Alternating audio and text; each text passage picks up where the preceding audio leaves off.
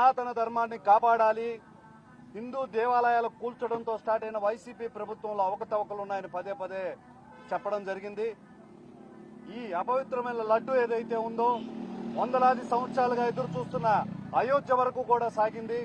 అయోధ్య దేవాలయం ఓపెనింగ్ కి కూడా ఇక్కడి నుంచి దాదాపుగా 1,00,000 లడ్లు ఇదే నెయ్యితో తయారు చేసిన 1,00,000 లడ్లు అక్కడ చేరాయి. ఇక్కడ అపవిత్రం అక్కడ దాకా కూడా చేరింది. ప్రతి మతస్థులకి మనోభావాలు ఉంటాయి.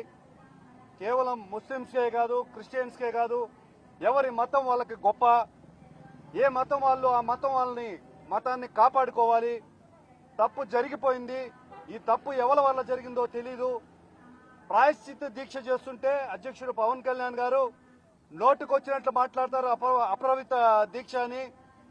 తప్పు ఎవరు చేసినా ప్రజల్ని చల్లగా కాపాడు, మా వల్ల తప్పైంది మన్నించు అని చెప్పి పవిత్రంగా 11 రోజులు దీక్ష పట్టిన పవన్ కళ్యాణ్ గారికి మద్దతుగా రాష్ట్ర వ్యాప్తంగా జనసేన నాయకులు, జన సైనికులు అందరూ కూడా ఈ 10 రోజులు దేవాలయాల్లో వెంకటేశ్వర స్వామికి పూజ చేసి మరొకసారి ఇట్లాంటి అపవిత్ర పనులు జరగకుండా ఉండాలని, హిందువుల మనోభావాలు దెబ్బతినేటట్టు ఈ కల్తీ నెయ్యి, జంతు కొవ్వుతో తయారు చేసిన లడ్డూ ప్రసాదం అపవిత్రం ఎవరైతే చేశారో వాళ్ళని కఠినంగా శిక్షించాలని కూడా మేమందరం ఈ రోజు కోరుకుంటున్నాం.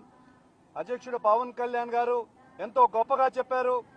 ల్యాబ్ రిపోర్ట్ వచ్చి పశువుల కొవ్వుతో జరిగిన కొన్ని అవశేషాలు దానిలో ఉన్నాయని తెలియగానే తప్పు ఎవరు చేశారో తెలియకుండా సనాతన ధర్మాన్ని రక్షించడానికి దేశవ్యాప్తంగా ఒక ట్రస్ట్ లాంటిది నిర్వహించాలి. ఆ ట్రస్ట్ ఇటువంటి హిందువుల మనోభావాలు దెబ్బతినకుండా అన్నింటినీ పరిరక్షించాలని కోరుకుంటుంటే నోటికొచ్చినట్లు మాట్లాడతారు. దీన్ని డీవియేషన్ పాలిటిక్స్ చేస్తున్నారు.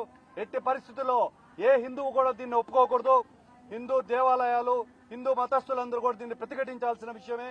ఇది సెక్యులరిజం దేశంలో హిందూ మతస్థులు కూడా వారికి జరిగిన అన్యాయాన్ని పోరాడొచ్చు అని చెప్పి అందరూ బలంగా మీ సోషల్ మీడియాలో అయితేమి, ప్రతి ఘటనలో కానీ దేవాలయాల్లో అపవిత్రం జరిగిన లడ్డూల కేసుని పరిష్కరించాల్సిందిగా ప్రతి ఒక్కరు కూడా గలం విప్పాలని కోరుకుంటున్నాను.